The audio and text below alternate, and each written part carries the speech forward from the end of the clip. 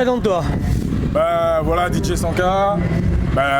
Je pense que vous m'avez déjà tous vu dans plusieurs événements, Cercle Underground, WPS, Shell Battle Pro. Ça fait des gros événements. 14, voilà, là j'ai eu la chance de faire de gros événements. Je remercie déjà ceux qui m'ont poussé.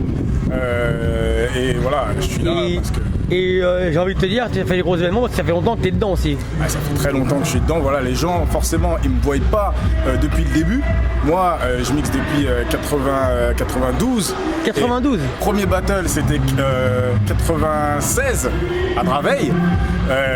Ensuite, j'ai pas arrêté, j'ai continué, j'ai beaucoup bossé. Et les premiers battles en France, hein, tu sais. Les premiers battles en France. Et en fait, moi, j'ai toujours été dans le remix. Donc en fait, je remixais des sons qu'on peut entendre en boîte et je les mettais en b-boying. Je me souviens, à l'époque, j'avais mixé Alphonse Brown, je sais pas si tu te souviens. Ah, la puissance du port du Havre. Voilà, et ça c'était un gros battle. Il y avait des gros noms, il y avait Mathias, il y avait Quelle année c'était en 98. 98. Il y avait les Laos, tout ça. Enfin, la Beuse, vraiment. On peut retrouver la vidéo sur internet, c'était un bordel, c'était un super beau battle. Et t'avais sorti un son comme ça à l'époque. Et voilà, j'avais sorti des sons comme ça. T'avais pris le risque. J'avais pris, voilà, exactement. Tu me dis, et c'est exactement c'est ça. un risque, on va pas se mentir. J'avais pris le risque. Donc, moi, à l'époque, tu dansais ? À l'époque, je dansais, exactement, avec PDP Games, ma famille. Après, bon, j'ai eu les genoux qui m'ont lâché. Et puis, justement, d'un côté, c'était un mal pour un bien, parce que ça m'a mis encore plus dans le son. Et l'important pour moi, c'est de garder un pied dans l'hip-hop et de mettre même les deux pieds, même le corps, quoi. Parce que voilà, moi, c'est. Moi, j'ai commencé à faire ta connaissance, on va dire, génération 2005, peut-être 2006. Tu étais quelqu'un qui était très présent avec Psychopathe Crew. Exact. Je te voyais tout le temps dans les événements de la défense, tu étais tout le temps présent. Exact. Et jusqu'au jour où, à un moment donné, tu as voulu. T'es devenu un activiste, t'as commencé à créer beaucoup de sons, enfin beaucoup de mixtapes pour les battles de la défense gratuitement. Et ce pendant au moins 2-3 ans. Exactement. En fait, bon. Toi, Yuval, tu m'as permis de rentrer un petit peu dans T'étais déjà dedans. Voilà, ouais. j'étais dedans, mais en fait, les gens ne me connaissaient pas. Et en fait, justement, avec les mixtapes que je faisais gratuitement à la Défense, les gens ils ont commencé à prêter un peu plus l'oreille et voir qui exactement était en train de mixer, tout ça. Et ça a été vraiment un tremplin pour moi. Voilà. Surtout qu'à l'époque, tu n'étais pas juste quelqu'un qui faisait les mixtapes, tu venais aussi à la Défense voir ton travail, le pouvoir que ça pouvait avoir sur les gens. C'était un kiff, c'était vraiment la Défense pour moi. Ça a été vraiment c'est des souvenirs que je garde. Je me regarde encore des vidéos de la Défense. Voilà. C'est des souvenirs, des très bons souvenirs. Et voilà, je remercie les gens qui m'ont poussé à y aller. Et puis ceux qui m'ont laissé dedans. En même temps, tu es là depuis longtemps. Là, 92, qu'est-ce qui va parler, hein, on va pas se mentir. Ensuite, par la suite, exactement, tu as gravi les échelons, tu es arrivé sur des gros événements. Exact, et c'est pas fini. Et c'est pas fini, c'est pas fini, là je suis encore en train de travailler, je gratte à mort, et voilà, moi, breakdance, moi quand je les vois, quand je vois qu'ils dansent sur les sons, les danseurs, c'est un kiff. On va dire que tu as une particularité, c'est comme tu as dansé à l'époque, tu peux mieux comprendre les danseurs. Exactement, les accents, tout, enfin, je sais qu'eux ils travaillent à mort, et je sais que voilà, le son, c'est ce qui les porte aussi. C'est-à-dire, même s'ils sont fatigués ou un truc comme ça, un son qui va leur parler, ça va les porter et ils vont faire la guerre. Et moi c'est ça que je recherche, c'est que ça soit le bordel. Je veux pas je me dis pas qu'il faut qu'il y ait une équipe d'un côté, une équipe de l'autre. Je veux que ce soit au milieu et que ça se tape, quoi. Donc moi, ma partie c'est de faire les sons pour. Donc voilà. Avant chaque événement, tu es quelqu'un qui travaille bien tes mix pour savoir ce que tu vas passer. Exactement, je travaille à mort.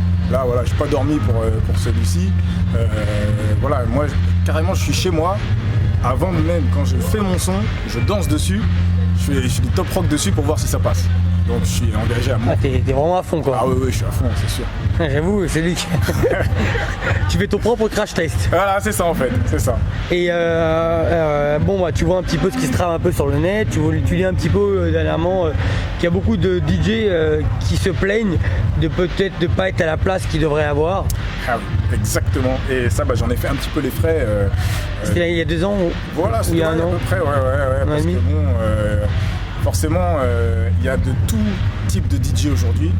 Des DJ qui sont puristes, qui sont avec des vinyles, qui sont vraiment, ils sont là depuis le début et ça, je respecte à mort et j'adore ça. Et des DJ qui sont un petit peu plus de la nouvelle génération, qui ont des CDJ, tout ça c'est un mélange. Mais moi, avant de dissocier ces deux types de DJ, l'important c'est l'écoute. L'important, c'est le travail qu'on fournit. Je veux dire, on ne peut pas tricher sur le travail, on ne peut pas tricher sur la technique. Donc, que le DJ mixe avec des CDJ ou des vinyles, je dis pas, il ne faut pas aller dans l'extrême, il ne faut pas qu'il vienne avec un iPod, un truc comme ça. Et je veux dire, la technique, elle est là. Donc, après, moi, j'accepte toutes les critiques ça peut avancer. Moi, je mixe avec les vinyles aujourd'hui, je mixe avec les CDJ. T'es un vrai DJ, c'est tout. Voilà, moi, il n'y a pas de problème. T'as le côté artisanal et t'as le côté aujourd'hui, Voilà. on va dire sophistiqué. Voilà, mais les deux me plaisent, autant en vinyle que CDJ, c'est vraiment... Parce que t'as commencé un petit peu à être attaqué à partir du moment où t'as fait chez Battle Pro, je pense. Exactement. Bon, Il y a pour moi, 2 ans. c'était... Voilà, il y a 2 ans. Pour moi, c'était... Au début, je l'ai un petit peu pris pour moi, un petit peu mal pris, mais après, en fait, ça a été aussi un peu, comment on peut dire, on m'a poussé, ça m'a énervé et du coup, j'ai travaillé encore plus. Et du coup, ça m'a permis de me dire, bon ben voilà, je vais défoncer les portes. Et voilà, chez le Battle Pro, j'ai fait un travail, je sais que j'ai fait un remix que moi j'ai adoré, le remix de Rof avec Method Man, Redman. Quand je l'ai fait, c'est tombé sur la team Ronald. Ils m'ont déchiré le son et là pour moi c'était gagné. C'était vraiment voilà, mon travail. Parce que t'as été quand même quelqu'un qui fait des mix, mais qui regarde en même temps pendant le battle comment les danseurs voilà, où les placer, vraiment, voilà, où les placer, comment le faire. C'est pas tout d'être DJ, il faut aussi avoir une sensibilité. Je veux dire, on voit les danseurs, il faut pouvoir savoir s'adapter aussi nous. Eux ils s'adaptent à nos sons, mais nous aussi on s'adapte à eux.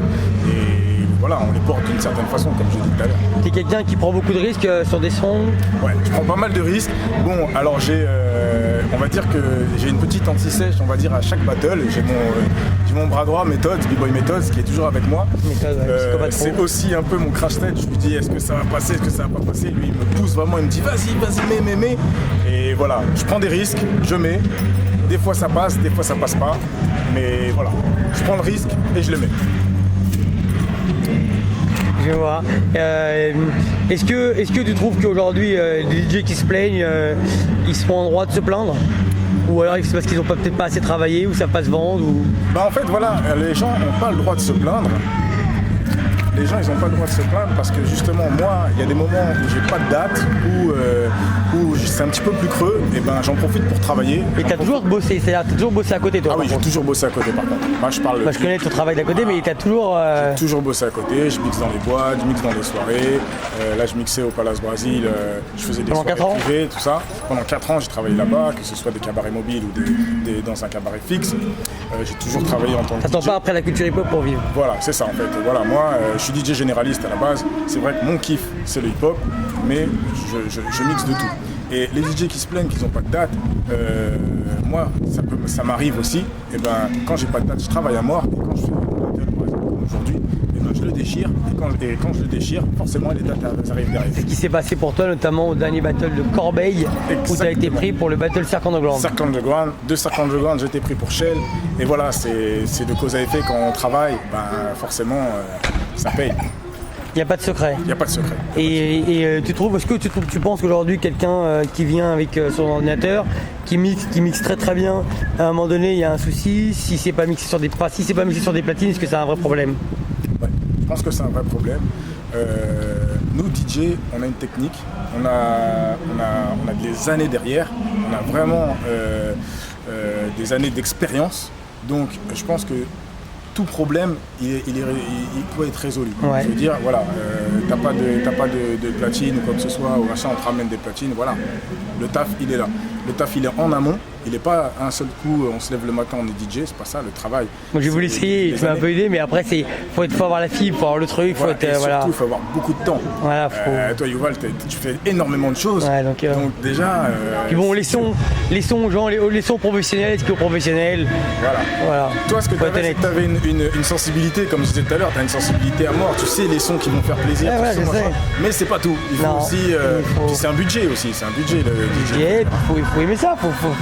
Faut ramener. Moi, je voulais pas être comme tout le monde. Je voulais arriver à être un nouveau DJ. Voilà, mais il faut des années. C'est ça. Et c'est vrai que c'est ce qu'on recherche aussi aujourd'hui. On recherche tous à faire quelque chose d'exceptionnel, quelque chose qui n'est pas encore sorti. Pour moi, c'est les remixes. Pour moi, prendre des risques. T'as sorti des gros remixes quand même, toi, dans les battles. Des gros remixes, beaucoup de bruit. Hein. Ah ouais, effectivement. C'est les remixes, je pense, moi, que c'est ma plus grande fierté. Comme je disais tout à l'heure, le Rof avec Method Man Redman, celui-là, c'est ma fierté. J'avais fait un remix de Adele. Ouais, je me rappelle, elle chantait au début, en acapella, tout comme ça, et après tu l'envoyais. Après, ça c'est mon kiff. Les gens ils se disaient, mais il s'est trompé de son, qu'est-ce qui s'est passé? Après, quand le beat il est parti, les gens ils sont devenus fous. Et moi, voilà, moi, ça me donne des frissons. Ça me donne des frissons quand je vois ça, et voilà, c'est ce que j'essaye de faire. Est-ce qu'il y a des DJ aujourd'hui qui t'ont inspiré? En fait, effectivement, il y a des DJ qui m'ont inspiré, pas forcément des DJ qui sont dans le hip-hop. Il y a un DJ à chaque fois, je suis obligé de le dire, à chaque fois que je le vois, je m'assois par terre. C'est DJ Samoan, il le sait. Quand on mixe au Central Underground, c'est clair. Il y a un DJ hip-hop, un DJ house dance, un DJ breakbeat. Quand le DJ hip-hop, il mixe, tous les mecs qui font du hip-hop, ils dansent. Quand le DJ breakdance, même moi, tous les mecs qui font du breakdance, ils dansent. Quand Samoan, il mixe, il y a autant les mecs du hip-hop, les mecs du breakdance, c'est voilà. Il arrive à fédérer tout le monde et en plus il vient de chez toi, il dit 91. Exactement. Et là, voilà. Et lui, il a une technique, ça fait des années aussi. Donc voilà, ça prouve que le travail, ça paye. Est-ce que tu trouves qu'il y a des bons DJ en France de battle? Là, je suis assez étonné parce que depuis un petit peu, après c'est mon avis. C'est ton avis. Je vois beaucoup de DJ qui font leur prod, qui font des beats de batterie, et en fait ça devient machinal. Les DJ en fait ils mixent des choses qui eux ils aiment bien. Moi, ce que j'essaye de faire en fait, c'est que je veux que le danseur il se rappelle. C'est-à-dire, quand je mets, même si je peux faire des beats de batterie, je mets une petite pointe de Wu-Tang par exemple dedans, il va se rappeler, putain, quand j'avais commencé à l'époque. Voilà. Ouais, t'aimes bien les ramener, t'aimes bien mettre des fois les classiques. J'aime bien les faire germer une idée, leur faire germer une époque, parce que c'est ça la musique. La musique, on entend une musique un jour, 10 ans après, on va l'écouter, on va se souvenir de la situation, là où on était.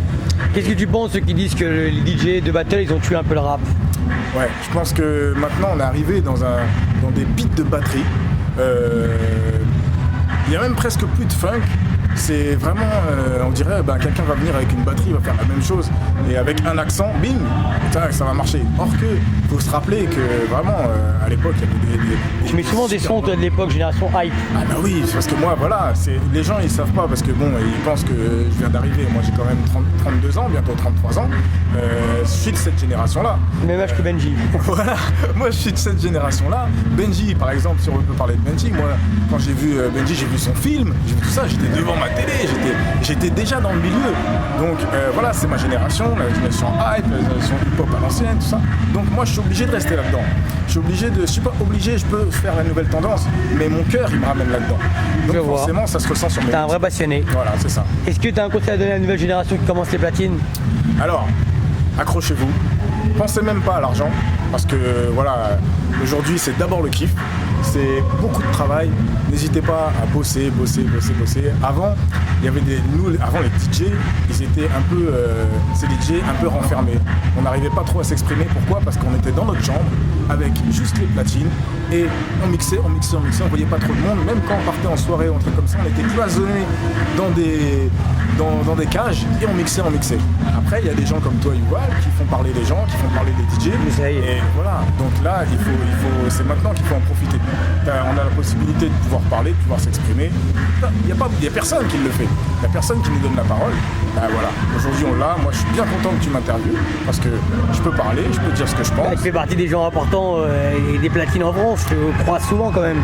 Oui, c'est vrai qu'on ton avis sur le milieu, t'es dedans, t'es impliqué, et puis rien que le fait que t'aies fait la def gratuit pendant des années, qui peut t'enlever la parole? C'était un kiff, voilà. Et puis c'est vrai qu'on se voit souvent et je pense qu'on se voit pas encore assez et je pense qu'on va se voir encore plus. Eh ben je souhaite. Voilà, moi aussi. Je te remercie Sanka. Pas de problème Yoval, toujours un plaisir.